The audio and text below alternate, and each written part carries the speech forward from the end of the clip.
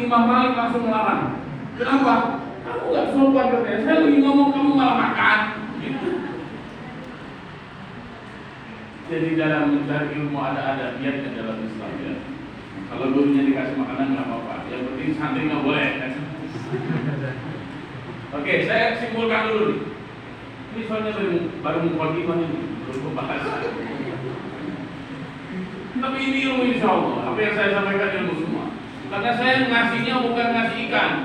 Saya sekarang sedang ngasih pancingan. Ya, saya bukan ngasih barang, tapi saya sedang ngasih metodologi. Kalau di ilmu bedah, saya sedang ngasih pisau bedah. Ya, kalau sudah punya pisau bedah, maka mau ngebedah apapun, insya Allah bisa. Kenapa? Karena ilmunya sudah dapat, pisau bedahnya sudah dapat. Oke, saya kasih dulu pisau bedahnya. Bapak-bapak, ibu-ibu, ketika berinteraksi dengan Al-Quranul Karim, maka jangan dibiarkan berlalu. Kenapa? Karena Al-Quran adalah kalamullah, hudan linnas, apalagi bagi orang-orang bertakwa, hudan lil muttaqin. Al-Quran itu adalah kalamullah yang banyak hikmah di sana, dan bagi kita harus menjadi hidayah. Hidayah itu petunjuk, hidayah itu pedoman. Agar kita paham, maka kita harus tahu. Ya, tahu dulu, setelah tahu paham, setelah paham diikuti. Itu namanya hidayah, mengikuti hidayah. Ya. Jadi kita banyak tol, ada tol Setu, ada tol Burangkeng, atau Setu Selatan kalau ditulisnya. Tol Setu Selatan disingkat jadi setan. Apa? Ustaz mau keluar dari mana? Oh, saya Burangkeng aja. Ya. Tapi di Cibitung saya sudah keluar. Kira-kira ketemu nggak Burangkeng? Nggak akan ketemu. Kenapa? Salah mengikuti pedoman. Kalau mau keluar dari Burangkeng, maka saya harus mengikuti marka, betul nggak? Markanya Cibitung, oh belum berarti. Lanjut lagi, maka lanjut keluar ke mana dulu? Setu. Lanjut lagi, baru keluar Burangkeng. Nah, ketika saya mengikuti keluar dari Burangkeng, itu saya mengikuti hidayah. Hidayah itu petunjuk. Saya nggak akan bisa keluar dari situ kalau saya nggak baca dulu. Saya nggak bisa keluar dari situ kalau saya nggak paham. Ya, oke, bisa dipahami ini. Begitu juga Al-Quran. Apa yang harus pertama kali kita lakukan? Baca dulu. Setelah baca, terjemahkan. Setelah diterjemahkan, baca tafsirnya. Setelah baca tafsirnya, renungkan isi kandungannya. Setelah direnungkan, oh, aha, yes, harus seperti itu. Itu namanya mendapatkan hidayah dari Al-Quran. Kenapa begitu? Karena untuk sampai pada itu ada proses panjang. Proses panjangnya apa? Tadabbur namanya. Tadabbur itu sama dengan membedah setiap huruf, setiap kata, setiap ayat yang ada di dalam Al-Quran. Ya. Kenapa saya katakan membedah? Karena biasanya kalau membedah ini kayak begini nih. Nih, begini, kayak begini. Contohnya ini. Janganlah, jangan ini. Ini nih.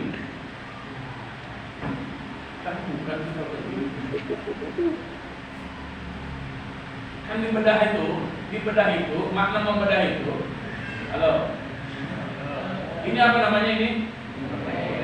Apa? Kue saya bedah. Kenapa saya bedah? Karena saya ingin tahu isinya apa, betul nggak? Maka saya bedah begini. Setelah itu, oh ternyata nggak ada apa-apanya di dalamnya, betul nggak? Nah saya bilang, oh nggak ada apa-apanya. Itu sebelum dibedah atau setelah dibedah? Setelah dibedah. Paham ya?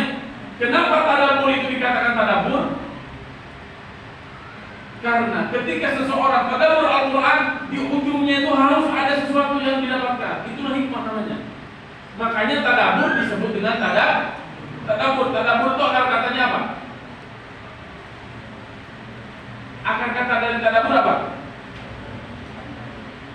tiga kata dari tadabbur. Pertama, da, kedua, ba, ketiga, ro. Disambung menjadi dabaro atau duburun. Dubur itu apa artinya? Cung yang gak punya dubur. Mohon maaf saya tanya. Dubur kita ada di depan atau di belakang? Kalau ada di antara kita duburnya di depan, berarti dia sedang sakit. Betul nggak? Karena ada orang loh. Ini pencernaannya bermasalah, akhirnya dia mengeluarkan tinjanya dari depan ke sini. Betul nggak? Paman saya 3 tahun seperti itu. Karena pencernaannya bermasalah, akhirnya dibelek dia di sini, kemudian keluar kotorannya dari depan, akhirnya meninggal. Mau kayak gitu? Ngeri sekali. Ustaz, hubungannya dengan tadabbur apa? Kalau dubur keluar betul? Kalau tadabbur keluar hikmah.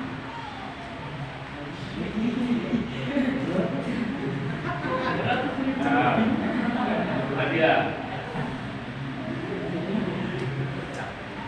Halo. Itulah tadabbur. Kita kalau baca Quran, Alhamdulillahi minasyaitonirrajim. Awal masih jelas. Bismillahirrahmanirrahim. Masih lumayan kedengaran suaranya. Alhamdulillahirabbil alamin. Udah mulai sayup-sayup.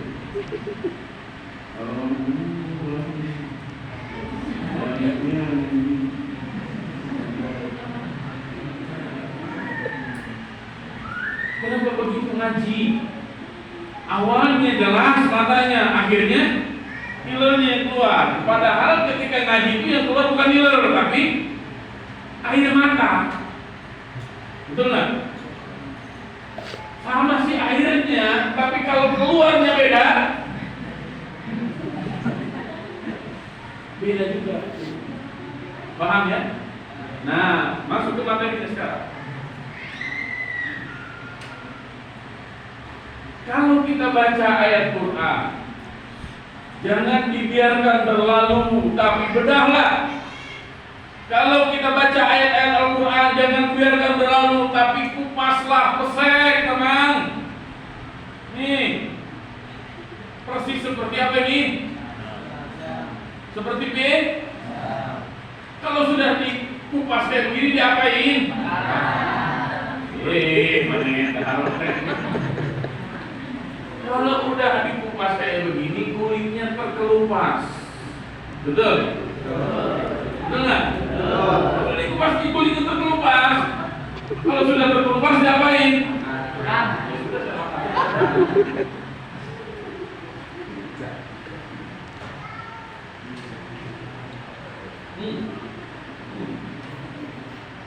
Ini cokok. Enak. Itu diapain?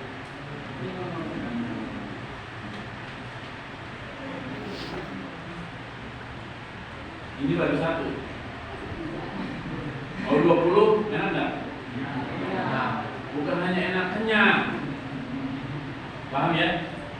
Tapi saya ingin menunjukkan sebuah proses yang terkadang kita lupa dan kita sepelekan. Pisang ini tidak akan bisa langsung masuk ke dalam perut kita kalau tidak dikupas. Setelah dikupas memang langsung ke perut. Diapain? Setelah itu emang punya? Begitu? Enggak kan, punya dulu. Setelah itu diapain? Emang langsung ditelan. Sedikit-sedikit dong ditelannya. Paham ya? Nah, ini juga sama. Proses mengambil hikmah dari Al-Quran itu nggak bisa ujung-ujung, tapi harus perlahan dia. Ya, paham ya? Kita praktekkan di sini. A'udzubillahi minasyaitonirrajim. Ya ayyuhalladzina amanu, hei orang-orang yang beriman, jagalah oleh kalian anfusakum, diri-diri kalian kalian wa ahlikum dan keluarga kalian naron dari siksa api neraka. Al-ayah. Kalau disebut al-ayah itu berarti apa? Ayatnya panjang. Ya, para ulama biasanya membacanya langsung al-ayata. Tidak diwakafkan. Kenapa? Karena ketika dibaca al-ayata itu menunjukkan ayatnya panjang. Jadi ini harus paham. Sebagaimana ketika antum sudah membaca amma ba'du.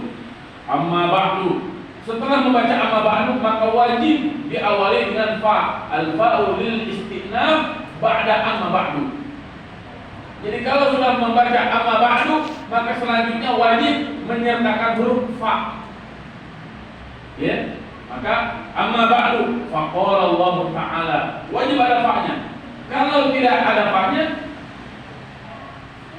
menunjukkan orang itu enggak ngerti kata bahasa Arab. Ya. Ada bisa dipahami ini? Oke, lanjut. Ketika kita tahu ya ayyuhalladzina amanu, hei orang yang beriman, maka bisa kita simpulkan berarti kita harus melayakkan diri menjadi orang yang beriman. Kenapa? Karena ternyata panggilan itu tidak semuanya disamakan oleh Allah. Di ayat ini panggilannya ya ayyuhalladzina amanu. Sedangkan di panggilan ayat-ayat yang lain ya ayyuhan nas. Betul enggak? Sama atau beda? Beda. Kalau ya ayyuhan nas itu apa artinya? Wahai manusia. An-nas disebut manusia atau manusia disebut an-nas karena terambil dari kata naus. An-nausu ay al-harakatu. Naus itu artinya harokat. Manusia disebut manusia karena dia masih bisa bergerak. Jika manusia sudah tidak bisa bergerak, maka dia tidak layak lagi disebut manusia, tapi dia layaknya disebut mayyit. Maaf kalau gitu doang.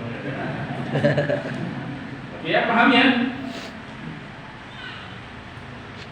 Kalau disebut ya ayyuhalladzina amanu, inilah tamayuznya. Inilah bedanya. Ternyata Allah membedakan manusia yang ada di jagat raya. Terakhir data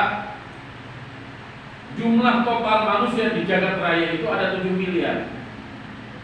Yang muslim hanya 2 miliar. Berarti yang kafir berapa? 5 miliar. Jagat raya ini, bumi ini dipenuhi banyaknya oleh orang-orang kafir, bukan oleh orang Islam. Ini tanggung jawab antum, tanggung jawab kalian sebagai santri, bagaimana agar yang 5 miliar itu mengenal Islam dan masuk Islam. Ya, saya sampaikan seperti ini karena saya merasa tertampar betul dengan pertemuan terakhir para ulama se-Asia Tenggara. Para ulama di negeri-negeri tetangga kita mengatakan begini, kami merasa ya dakwah Islam itu sangat kurang, beda dengan dakwahnya orang-orang kafir, terutama orang Kristen. Ini Islam agama misi, Kristen agama misi. Pendeta-pendeta, suster-suster ke kampung-kampung mereka dakwah. Tapi gerakan umat Islam banyak yang mengerti Al-Quran, tapi untuk dakwahnya pada malas. Sehingga apa? Pertumbuhan Islam tidak terlalu signifikan, sedangkan pertumbuhan Kristen hari demi hari semakin tumbuh. Ya, maka ini tanggung jawab kita untuk terus melakukan dakwah. Ya, baik kepada umat Islam ataupun kepada non-Muslim.